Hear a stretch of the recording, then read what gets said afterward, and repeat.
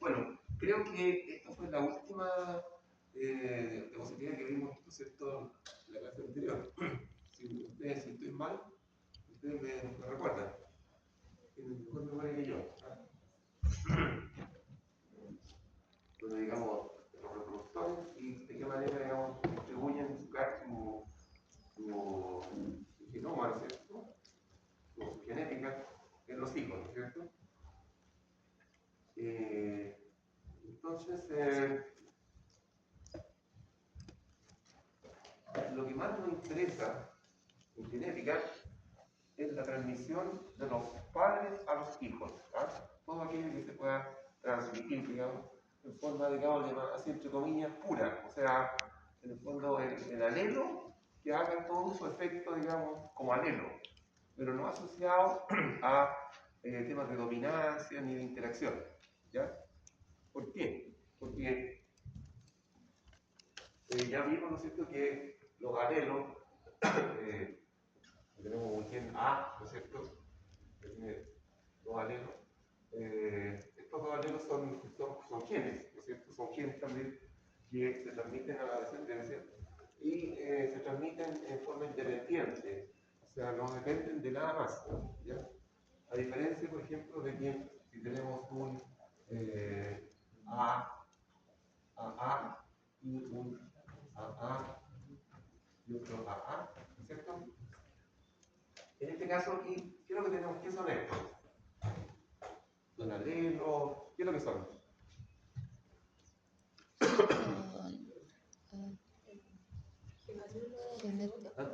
¿Alelo homocigoto? No, eso. O sea, hay Fenotípicos. alelos, ¿no es cierto? Hay alelos, pero digamos, el concepto de alelo homocigoto, no, ¿qué es lo que es homocigoto? El gen, alelo o el genotipo. Exacto. ¿Ah? Ojo con eso, ¿ya? Esto que estamos viendo acá son genotipos. Y esto que estamos viendo acá son alelos. ¿Ah? Y no deja de ser importante la denominación, ¿no es cierto? Porque en este caso, en el caso de los genotipos, sí ocurren fenómenos de dominancia, por ejemplo. Este alelo, aquí por ejemplo, este alelo si es dominante, no va a dejar que se exprese la versión del alelo A minúscula. ¿De acuerdo? Solamente cuando el alelo A minúscula está como homocigoto, y homocigoto recesivo en general se le llama, ahí se expresa, digamos, el carácter, ¿no? Cualquier carácter. Y esto puede ser también, ¿no es cierto? Bueno, ya, eso es importante de considerar. Entonces, como a nosotros nos interesa más esta parte, ¿por qué será que nos interesa más esto? Porque, ¿no es cierto?, nosotros podemos calcular las frecuencias genotípicas, estas de acá, pueden calcular. Y también podemos calcular las frecuencias génicas o alélicas, ¿no es cierto? Génicas. Eso lo vimos ya. O alélicas. Por lo tanto, entonces, si nosotros detectáramos supuestamente de que el alelo A mayúscula es muy buen, genera, digamos, caracteres de alta producción, por ejemplo, mucha producción de leche, mucha producción de músculo para animales de carne, por ejemplo, o mucha producción de vellón, ¿no es cierto?, de la lana de la oveja, o etcétera, etcétera. Y podríamos entonces hacer que aumentar la frecuencia química de esa alelo, Si logramos aumentarla, entonces vamos a poder mejorar, digamos, va a haber un efecto importante en la población en términos de que va a subir sus niveles productivos. Eso que me interesa tanto despejar. ¿Y de qué manera entonces logramos a ver, vamos a definir esta. Si nosotros podríamos evaluar esto, ¿no es cierto? Evaluar la potencialidad que tienen estos alelos de producir más, ¿no es cierto? Estaríamos hablando de un efecto genético aditivo. ¿Ah? Aditivo. ¿Qué significa aditivo? Que se agrega, ¿no es cierto? Eso es aditivo, que se agrega. Ese es el concepto de aditivo, que tira para arriba la cosa, ¿no? Esa es la idea, ¿no? Eso es lo que se espera, digamos, y ese efecto genético aditivo digamos, se asocia, ¿no es cierto?, a ese concepto que ellos dije de que el fenotipo, ¿no es cierto?, era igual al genotipo más el ambiente, ¿se acuerdan? Eso lo vimos en la primera clase, la hemos visto ya varias veces, se repite, ¿no es cierto? Pero además, ¿no es cierto?, nosotros hicimos una decomposición del aporte genético al fenotipo y dijimos que había un efecto aditivo, un efecto de dominancia y un efecto de interacción. ¿Ah? O sea, estos efectos genéticos están sí o sí, sí o sí. ¿Ah? O sea, hay dominancia, hay interacción, los genes de repente, ¿no es cierto? Un gen que está ubicado en el locus, al principio el cromosoma tiene una interacción, ¿sí? Una interacción con otro gen que está en la mitad del cromosoma. Ahora, ¿cómo lo hace? Ese ya es otro tema, ¿verdad? Pero se producen esas interacciones. ¿Ah? ¿Qué sería esta, ¿no es cierto? La dominancia ya la sabemos, ¿no es cierto? Cuando se genera el genotipo, ¿no es cierto? Cuando hay un alelo dominante, no deja de ser el otro. Pero el que más nos interesa a nosotros es porque estos están asociados, como digo, ya a cuando el genotipo ya está construido, ya no hay nada que hacer, ahí ya está, ya. ¿Ah? Pero en cambio acá, en los alelos, ¿no es cierto?, está este efecto aditivo, que es exclusivo de ellos, además. No hay un efecto aditivo en los genotipos heterocigotos, no. Otro tipo de resultados que están, digamos, de esta combinación. ¿Ah? Así que lo que más nos interesa es el efecto aditivo. Y ya sabemos también de que la...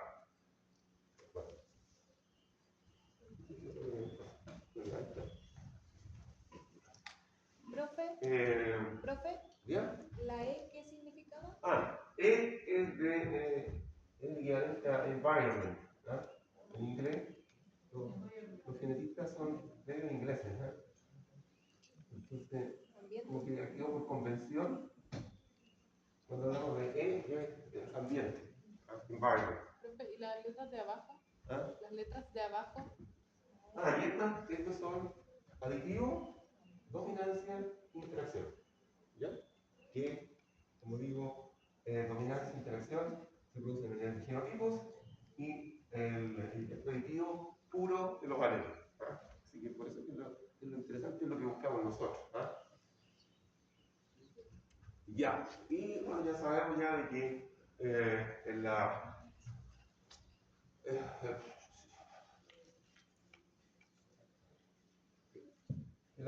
descendencia, ¿no es cierto? O sea, los hijos, ¿no es cierto? Descendencia, son un mitad padre, la mitad de los cromosomas, ¿no es cierto? Proviene de los padres, ¿no es cierto? ¿Sí o no? ¿Ah? Mitad padre y mitad madre. ¿Ah? Más mitad madre. Y a eso se agrega, ¿no es cierto?, lo que se llama un muestreo, ¿ah? Muestreo mendeliano. ¿Ah?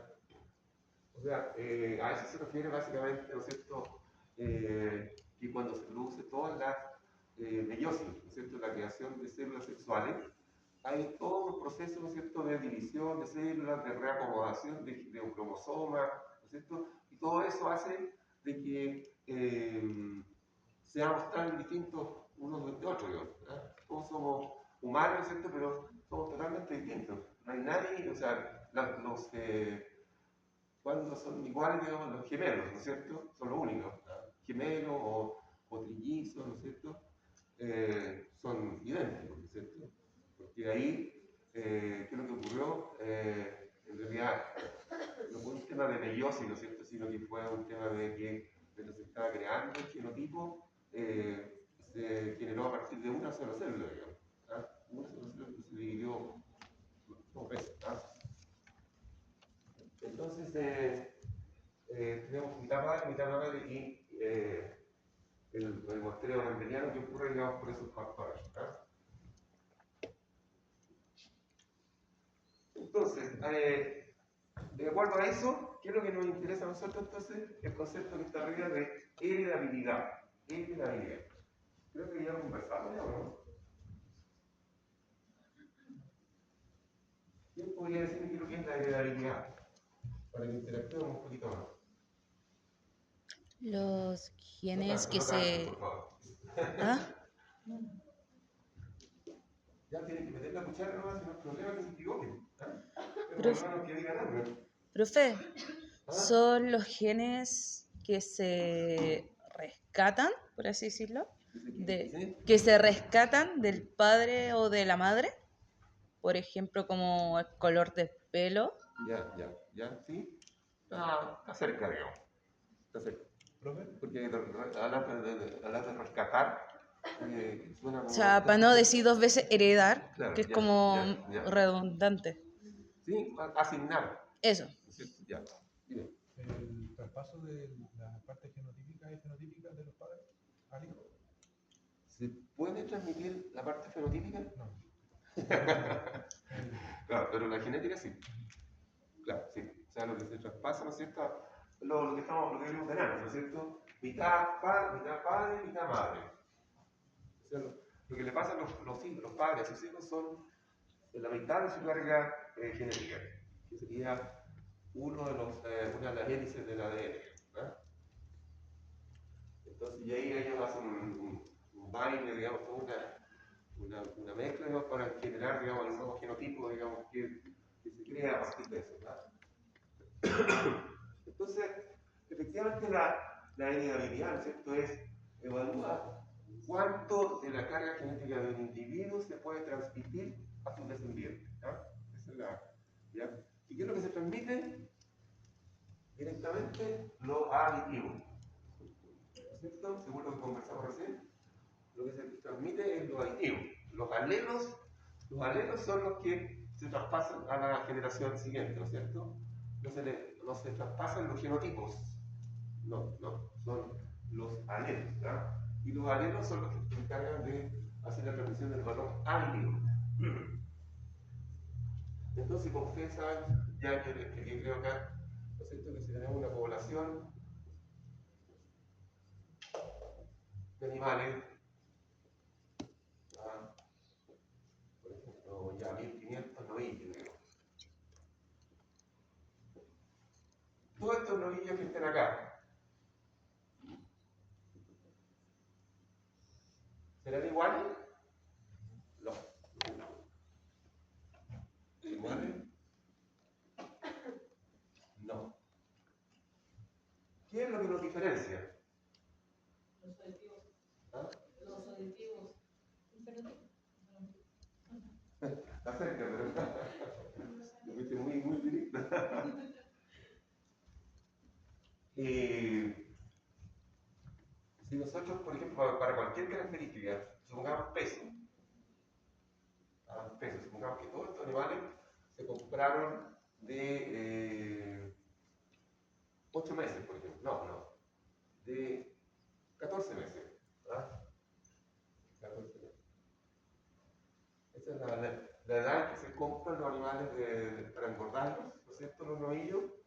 Ya hay 14 meses, ya están pesando más o menos 300 kilos en promedio, ¿no? En promedio. Pero por supuesto, si estamos hablando de animales de esa edad, van a haber algunos que van a pesar 300 kilos, otros que van a pesar 290, otros 320, todos distintos, ¿no es cierto? ¿Por qué? Porque, como ya también les dije, ¿no es cierto?, se da esta condición de que en caracteres cuantitativos, ¿no es cierto?, siguen una distribución normal. normal.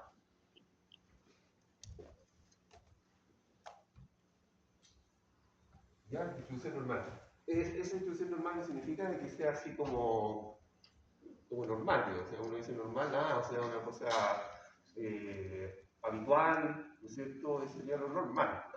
No, se refiere, digamos, específicamente a que sigue esta distribución donde hay animales que tienen un valor muy alto.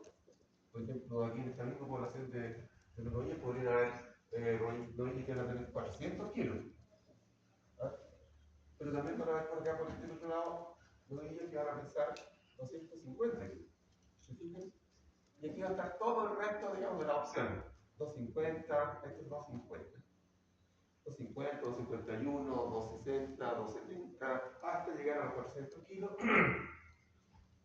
Pero, ¿qué va a pasar acá? ¿Por qué aquí esto sube tanto? Porque, ¿no es cierto? La mayoría, la gran mayoría de los animales va a estar cerca de lo que sería esto el promedio. ¿Sí o no? Tiene sentido, o sea, tenemos una población grande, ¿no es cierto? Y hacemos mediciones, nos vamos a encontrar con esto. Que la mayor, porque esto que está aquí, digamos,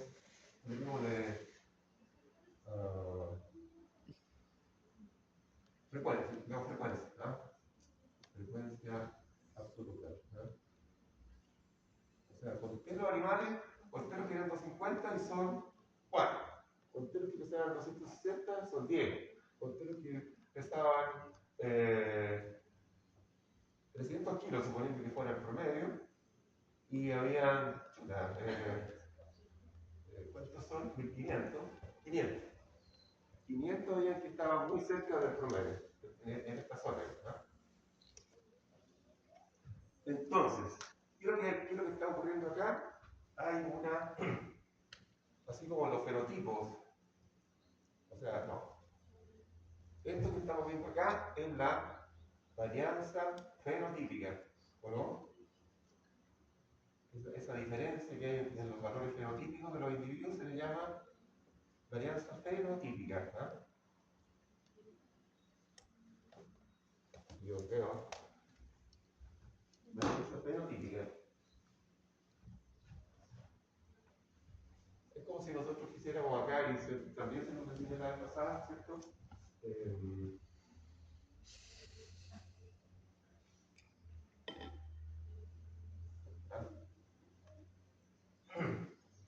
Se le coloca P porque también en inglés es así. Fenotípica. ¿Ya?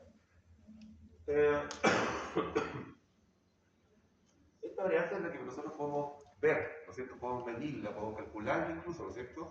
Si nosotros quisiéramos aquí tener todo, digamos, lo que comentamos de la altura, podríamos medir la altura, ¿no es cierto?, de todos los que están presentes acá, y vamos a encontrar un rango parecido, no exactamente igual, digamos, pero bastante cercano a esto, porque hay pocos, hay pocos, hay varios que faltaron, ¿ya? Pero si llegaran lleno este es ¿cómo se llama? El auditorio, lo más probable es que llegaríamos a una curva así como esta, con algunos alumnos que tienen una estatura intermedia, ¿no es cierto?, cercana al promedio, un metro, no sé, 65 por poner un caso, y otros que van a ser más altos que había uno que medía 1,80 y tanto, ¿no es cierto?, de lo que hicimos la pasada. ¿Ya? Entonces tenemos esta varianza fenotípica. Y detrás de esta varianza fenotípica, ¿qué es lo que va a haber? Estos individuos, ¿no es cierto? Este F, ya dijimos que era igual a.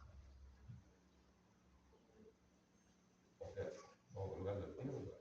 Varianza fenotípica es igual a la varianza aditiva más la varianza de dominancia más la varianza más la varianza de interacción más la varianza ambiental. O sea, esa fórmula simple que yo le había dicho a ustedes que es igual a ¿no es cierto?, más B más I Más más E. E se lleva, digamos, cuando hablamos de una población, se lleva a varianza. ¿Ya? Se lleva a varianza, exactamente igual. ¿Ya? O sea, si hay una varianza fenotípica aquí, evidentemente que este individuo, por ejemplo, va a tener un genotipo también que va a ser distinto a este otro acá. En su nivel de expresión, digamos, en la ubicación de sus genes, en la interacción que pueda tener con otros, etcétera, etcétera.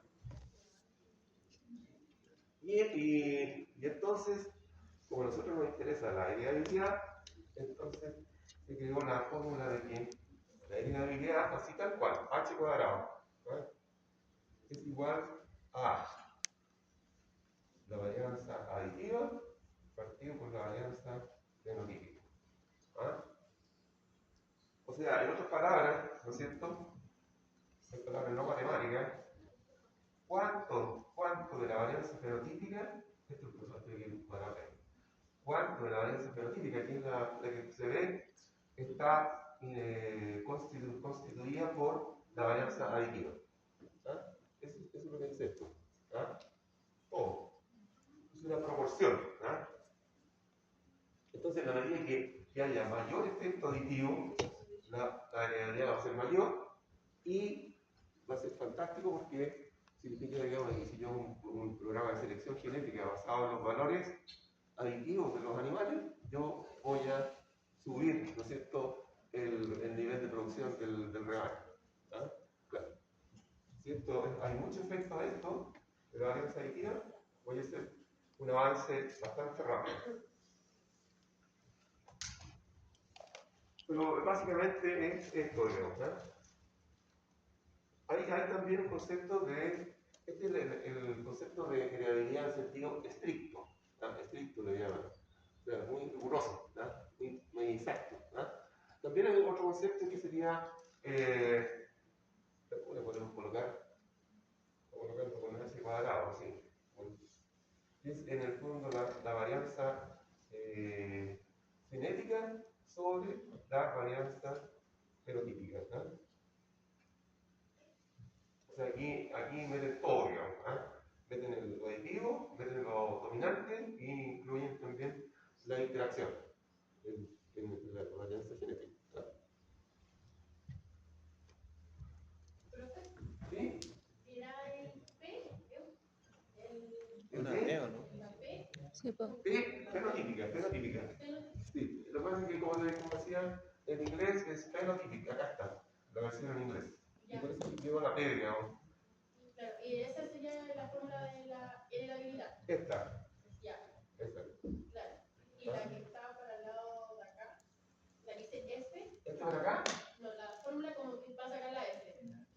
Sí, esa que estaba para el lado de la que es para sacar la F. ¿También significaba lo mismo? En ese caso, ¿También era fenotípica?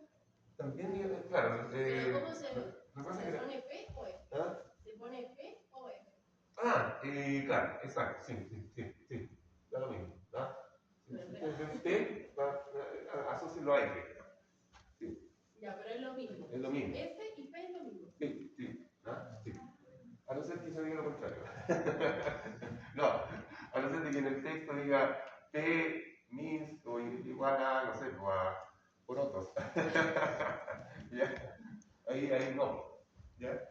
Pero si se parece como P sola, es ese. Ya.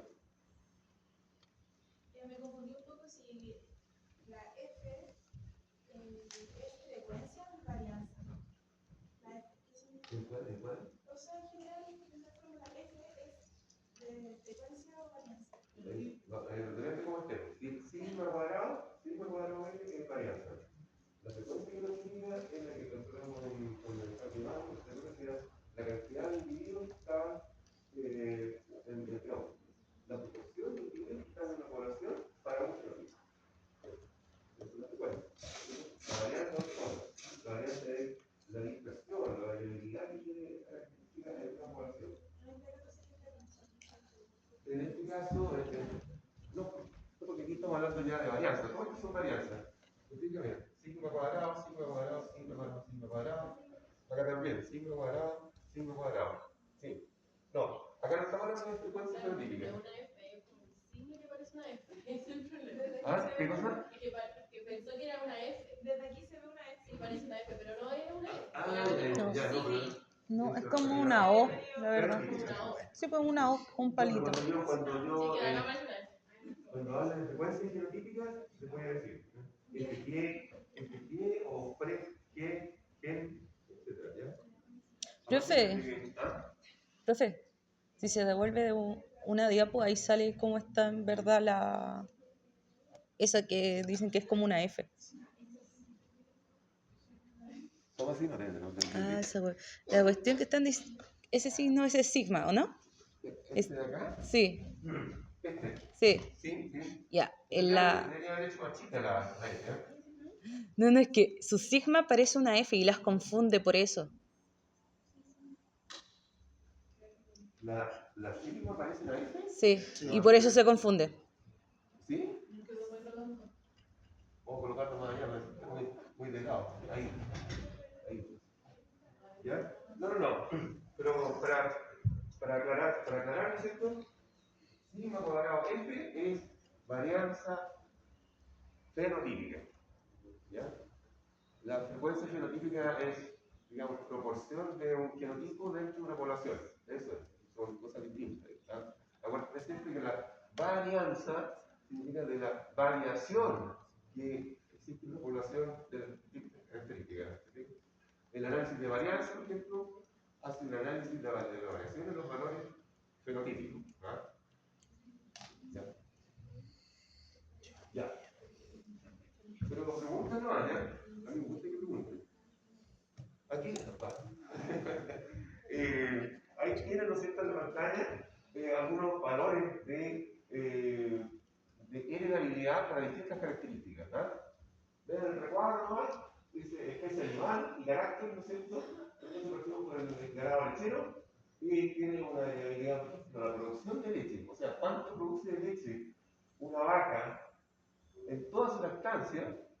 Porque la vaca tiene una lactancia, o sea, está en etapa de lactancia durante 10 meses.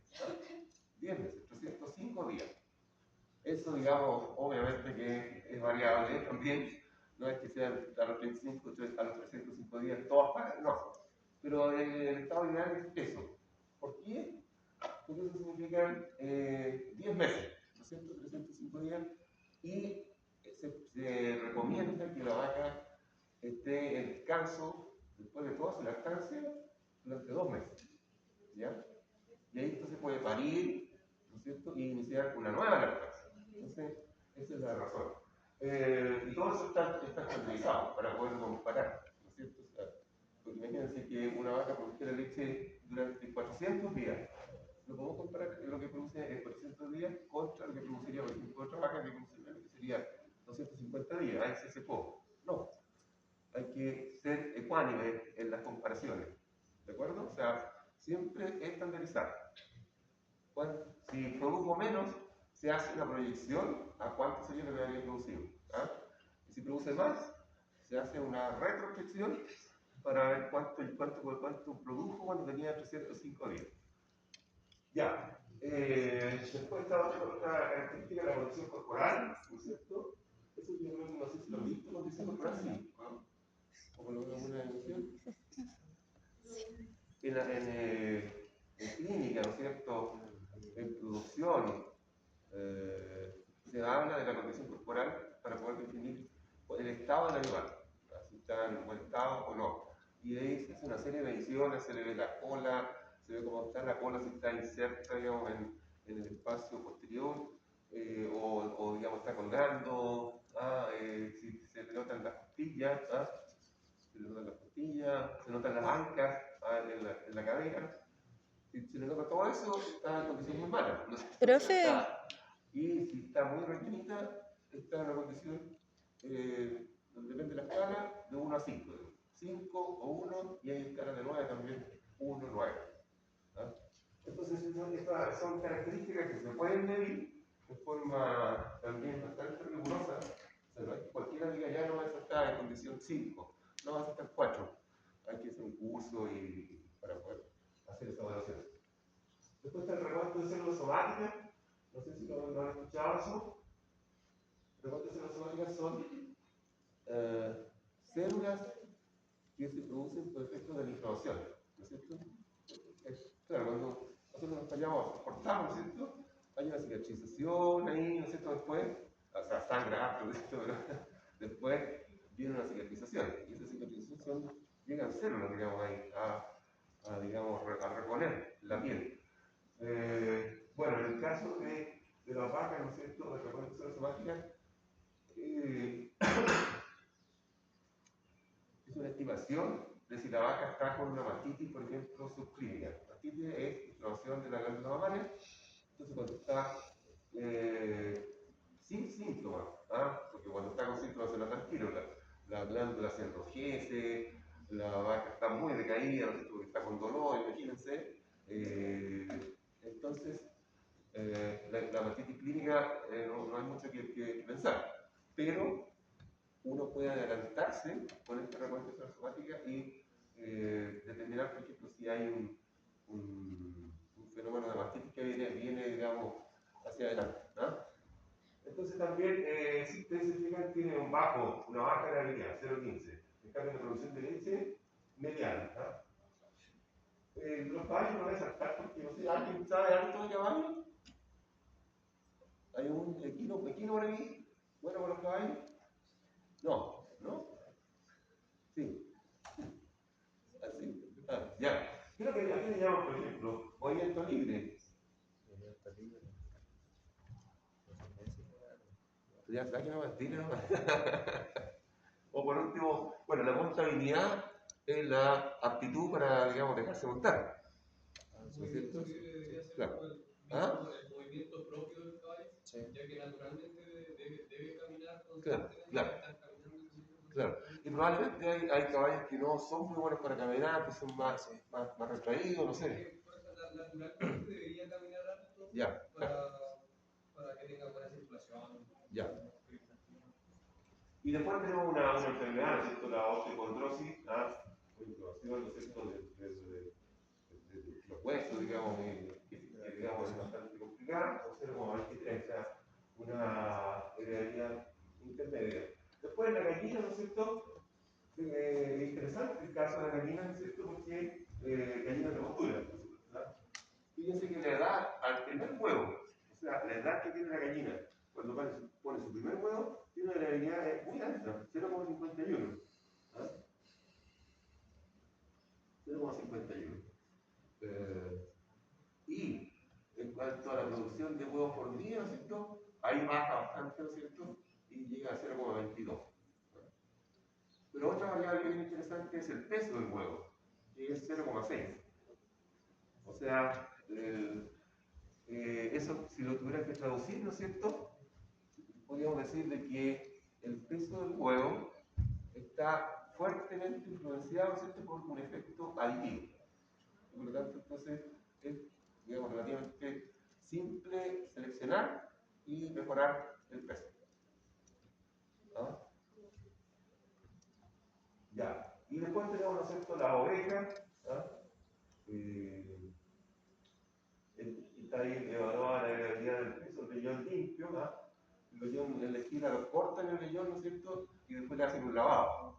Y después del lavado entonces se pesa el vellón limpio, porque obviamente sale, qué sé yo, con barro, con maleza, donde anda la oveja, digamos. Entonces hay que echarle una remojada y todo, ¿no es cierto?, para sacar todo eso, y se hace la evaluación, y tiene una variedad bastante interesante también, 0,47, el diámetro de la fibra. Imagínense, el diámetro de la fibra, para eso hay que usar microscopios, porque las fibras son así como el pelo. Entonces, se mide, digamos, el diámetro de la fibra. Es como si quisiera medir el diámetro de este plumón, sería eso, ¿no es cierto? Pero imagínense por un pelo, digamos, una hebra de lana, digamos. Es bastante difícil, pero se puede hacer. Y la ganancia diaria, ¿no es cierto?, entre 30 y 90 días también es bastante alta. Es decir, en general, ¿no es cierto?, las variables que son medibles y poco subjetivas siguen porque pesar, ¿no es cierto?, el huevo nos va a dar un valor, no sé, exacto, un gramo. ¿Ah? Tengo una máquina, tengo una pesa, ¿no es cierto?, que puede estar calibrada y lo mido, ¿no es cierto?, y tengo el valor exacto, no tengo duda de eso. ¿Sí? Eso es lo que pasa con los valores, con las variabilidades de carácter que pueden ser medidas de forma más precisa. Cuando entra un poco de subjetividad, ya se cae. ¿Ah? Se cae. Por ejemplo, la condición corporal. Claro, es una cosa temporal, porque puede que de repente esté muy mal la vaca, pero si le empezamos a dar alimentación buena y se recupera, y pasa de, no sé, de 2 a 4, ¿ah? O a 3. Ya. Dígame, ¿estamos en la hora? ¿O no? No, iba a ser la pregunta. Dígame. Ay, fue de oro porque De ahí me devuelvo. que ve la F.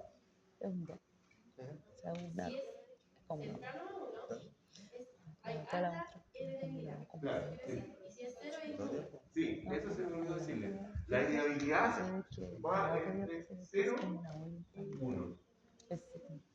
¿Ya? Sí, 0 y 1. ¿Por qué? Porque es una proporción. Y eso es de 0,3 que indica el 30% a qué se refiere. 0,36. No, el 0,3.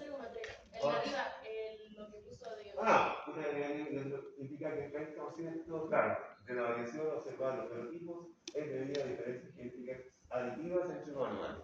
Sí, eso es correcto, digamos. ¿Ah?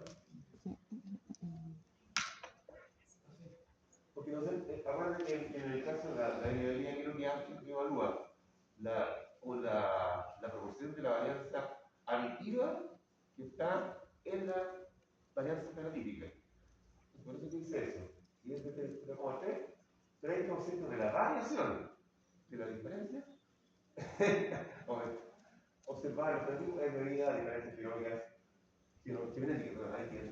Dígame, ¿vale? Entonces, por ejemplo, si, no sé, lo puedes dar una analogía con en la vida real, por ejemplo, si es cero, ¿cómo sería la animal? Cero debería cero. No, sí, debería ser como que no dio ningún signo de los padres. Eso.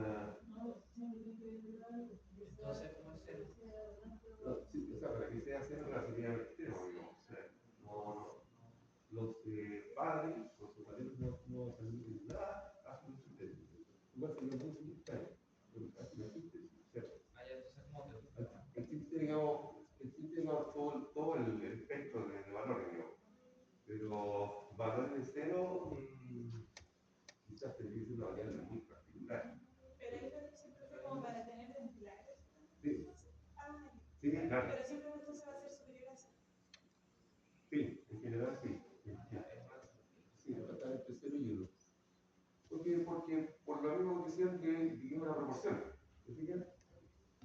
Si la varianza fenotípica fuera 100 y la varianza aditiva fuera 20 dividido por 100 me va a dar 0,2. Me va a dar 1,4, no, es posible. Siempre es una proporción, una parte, digamos. ¿Ya? Piensen, digamos, que en la varianza fenotípica, en esta que tenemos acá, donde todos los animales son distintos, ¿cierto? Ahí hay metidos efectos de aditividad, dominancia, interacción, está todo acá, porque estos ya son animales que son genotípicos. ¿Se fijan? Entonces, se está explicando todo el efecto genético.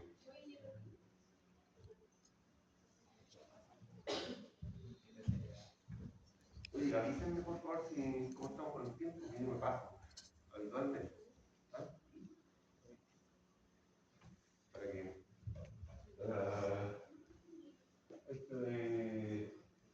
Ya. Una impresión, ¿no es cierto?, respecto a la varianza fenotípica es súper fácil de calcular, ¿o no? Ahí ya no hay. Eso debería ser así. Taxativo. Sí. Fue Fácil. lo que estuvimos calculando en los talleres, ¿o no? ¿Ah? La varianza fue lo que calculamos en el último taller. Claro. Sí. No me acuerdo, creo que era. Es que terminamos hasta viendo la tabla de chi cuadrado. Ya, sí, pero no es lo mismo, ¿no? Ya. Porque, miren, un ejemplo, para que me capten bien. Si yo quisiera, que lo hicimos, Supongamos que yo quiera calcular la varianza. Sí, era no me dijiste nada. Si yo quisiera calcular la varianza fenotípica de cualquier carácter acá en la sala, y volvamos al tema de la altura, ¿ah? ¿Qué tendría que hacer yo? Fácil. O sea, no tan fácil, pero hoy día en Excel lo podríamos hacer en digamos, ¿ah? Pero podríamos colocar todos los valores de ustedes que son ¿cuántos? 2, 3, 5, 6, 8, 10, 11, 12, 13, 14, 15, 16, 17, 21, 22, 23, 25, 26, 27, 28. O sea, hay 28 alumnos en la sala. ¿Ah? Entonces tendría 28 observaciones. ¿Ah? Son las distintas alturas. ¿Ah? Entonces yo tendría todas las alturas. Y después quería, sumo todo esto, sumo las alturas y calculo el promedio. ¿Ah? Dividido por n. Primer cálculo, el promedio. Porque toda la variación se trabaja, digamos, y se evalúa respecto al promedio. ¿Cuánto se aleja estos valores que están ahí en la curva, ¿no es cierto? Aquí. Vamos a tener el promedio. Y después la varianza, como ya dije, se calcula como los desvíos respecto a los promedios. Entonces tiene que ser este valor menos el promedio. Este valor menos el promedio. De ahí nos van a ir apareciendo, por ejemplo, no sé, 8 centímetros, 6 centímetros, 2,5 centímetros, ¿no es cierto? Todo. Pero vamos a tener valores positivos y valores negativos, porque algunos van a estar sobre el promedio y otros van a estar debajo del promedio, ¿no es cierto? ¿Sí o no? Eso lo habíamos visto antes. Entonces, para evitar ese efecto, digamos, del signo negativo, esto lo elevamos al cuadrado. ¿Se acuerdan? Lo elevamos al cuadrado. Porque menos 8 al cuadrado es 64 positivo. Entonces quedan todos como positivos, no queda ninguno negativo. Y ahí entonces hacemos la sumatoria de los desvíos. Vamos a poner acá i menos promedio, esto elevado al cuadrado. Hago la sumatoria y divido por n. Que sería como un promedio de los desvíos al cuadrado. ¿No? Y eso es la varianza.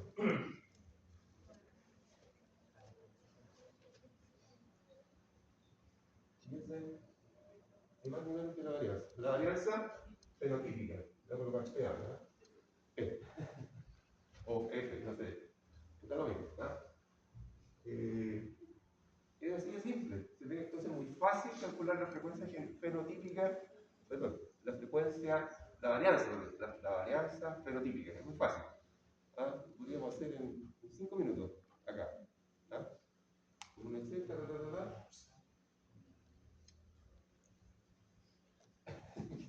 ¿Qué cálculo está haciendo?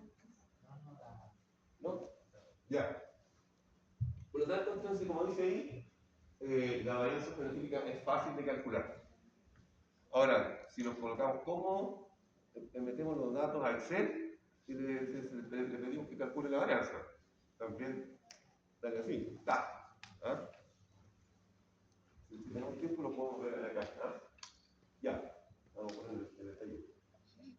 Pero, ¿cuál es la que es más difícil de calcular? La varianza aditiva. Porque ¿de dónde la vamos a sacar? O sea, no se ve, no se puede medir. ¿Ah? ¿Ya? No se puede medir. Como la varianza fenotípica, no. Tenemos los datos, lo tenemos así. ¿Ah? Pero, ¿cuál es la cualidad que tiene la varianza aditiva? Como dice ahí, es la causa principal del parecido entre parientes. ¿No? O sea, si hay parientes que se parecen mucho, hermanos, por ejemplo, hermanos completos, así lo ponemos así, súper legal. No es legal, disculpe.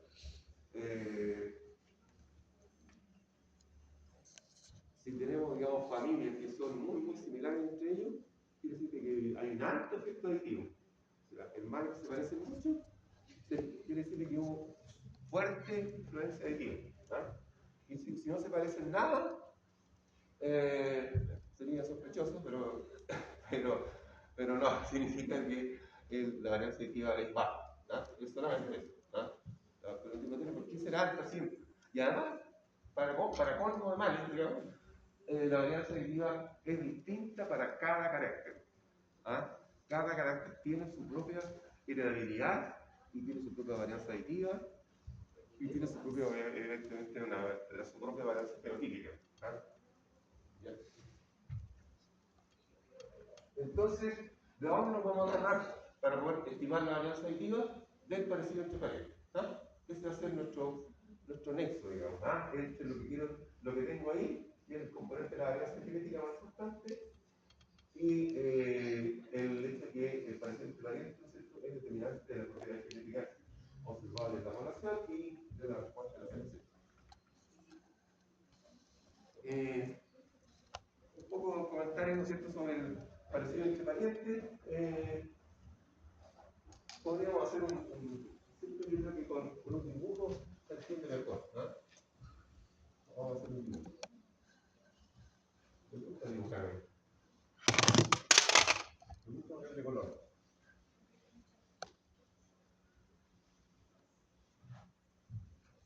Para llegar, digamos, a esta conclusión.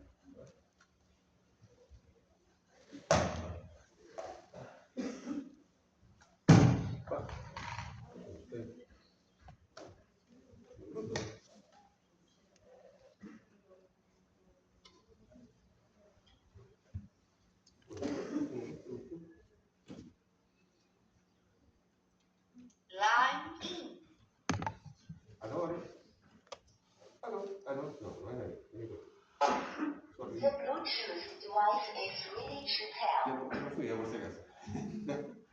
Ya. Ahí está. ¿Estamos escuchando bien? ¿Sí?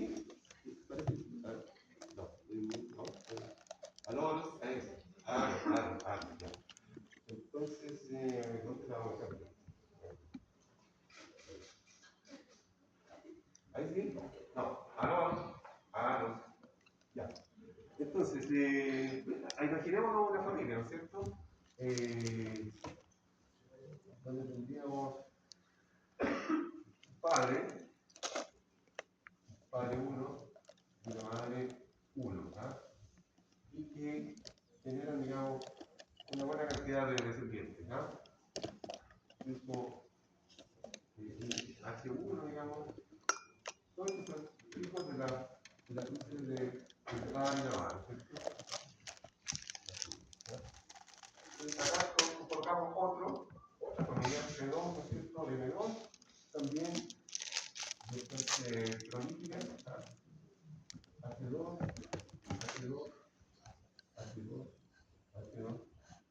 estos son todos hermanos, ¿no es cierto? Hermanos completos, ¿no es cierto?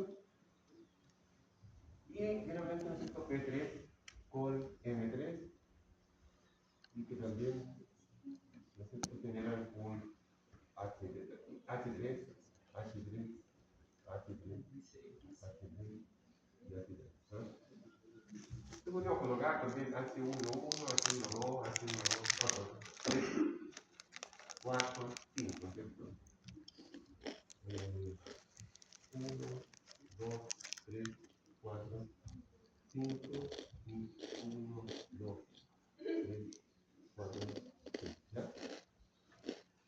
Entonces, nosotros podríamos, ¿no es cierto?, evaluar qué tan parecidos son estos individuos. ¿Ah?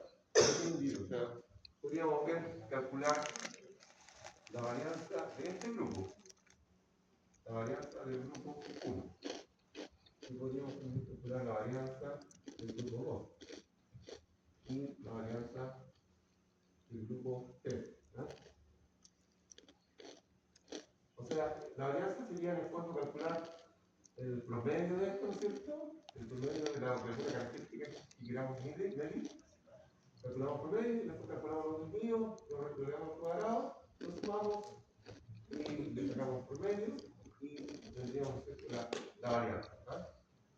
Y lo más probable, ¿no es cierto?, sería de que sean varianzas distintas. ¿No es cierto? Entonces, igual, a lo mejor hay una familia donde todos los individuos son muy parecidos. ¿No? Por lo tanto, la variabilidad es baja para las características, digamos, para las características, eso se llaman, son características físicas, ¿no es cierto? Físicas. Cara, nariz, ¿no es cierto? Ojos, etcétera, etcétera. ¿Ah? Y esto podría ser un poco más distinto y este nada distinto, muy, muy distinto entre ellos. ¿Ah? Y también podríamos, o sea, esa sería la varianza dentro. ¿Ah? Varianza dentro. Dentro del grupo, a eso se refiere, ¿no? Cuando yo digo dentro, me refiero dentro de cada grupo.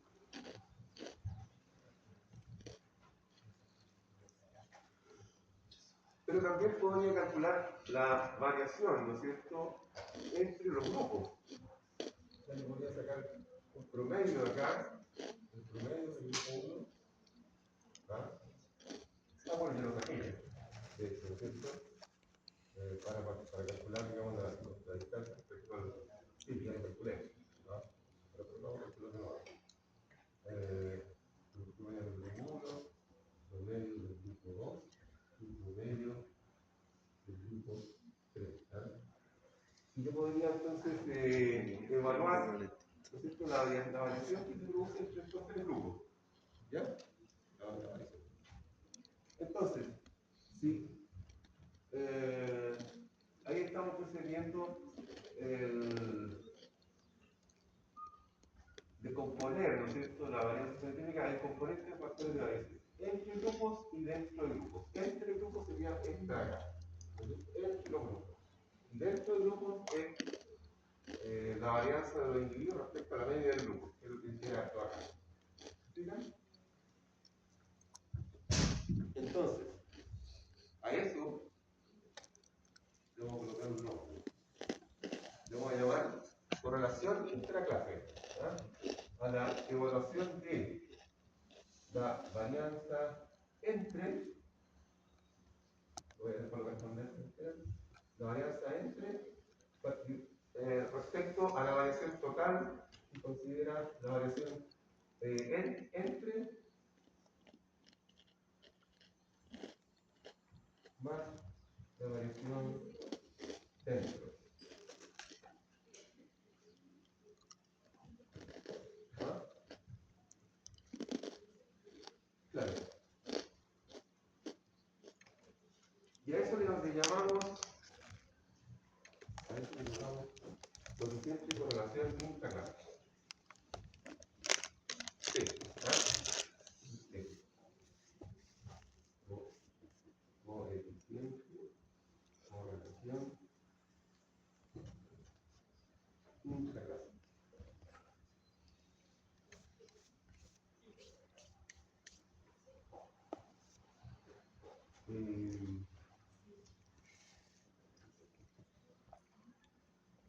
Entonces, ¿cómo funciona esto? ¿Cómo lo interpreto? Si la varianza entre, o sea, entre los grupos, es muy alta, ¿cierto? O sea, son muy distintos los grupos entre sí, yo esperaría, o podría asumir de que la varianza dentro es baja. Perdón, es alta. Perdón, alta. O sea, son muy parecidos. Estos individuos se parecen mucho, estos también, y estos también. La variación es mínima. Por lo tanto, entonces, dentro, esto es muy bajo. ¿Ah? Muy bajo. Dentro. Si esto es muy bajo, quiere decir que la relación entre y entre sería prácticamente entre ella misma, digamos. Se acercaría a 1, podría acercarse a 1. ¿Ya? ¿No es cierto? Si es que nos colocamos extremos. ¿Vale? Claro, porque si colocamos acá varianza entre igual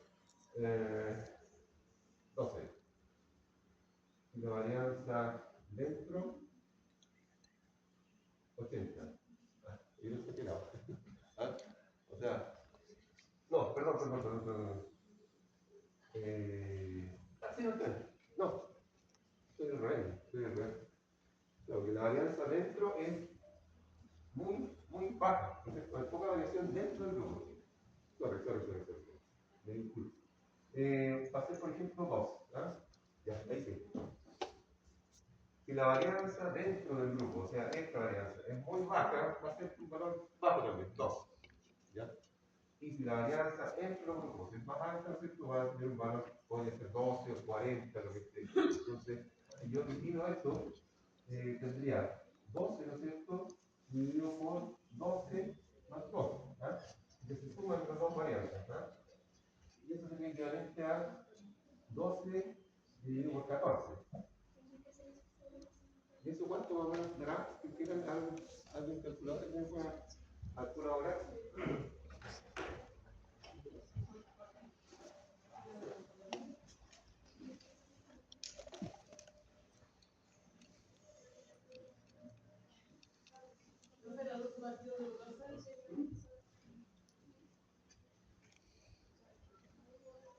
Da Disculpen, se 0.8571. me seca mucho la boca a mí. De tanto hablar. ¿Alguien lo calculó ya? Sí. ¿Cuánto dio?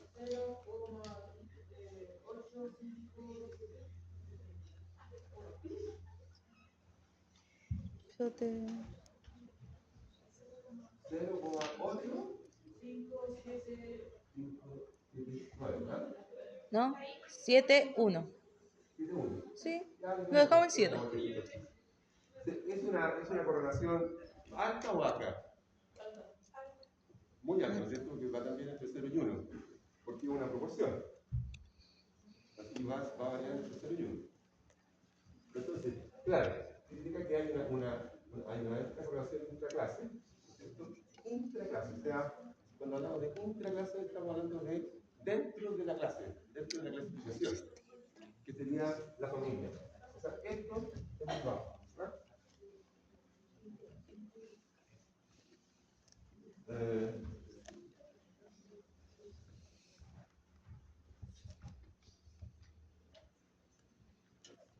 Que sería súper bueno, digamos, desde el punto de vista así práctico, que haya una alta correlación entre clases, porque significa que el carácter sería bastante fuerte. ¿Ah?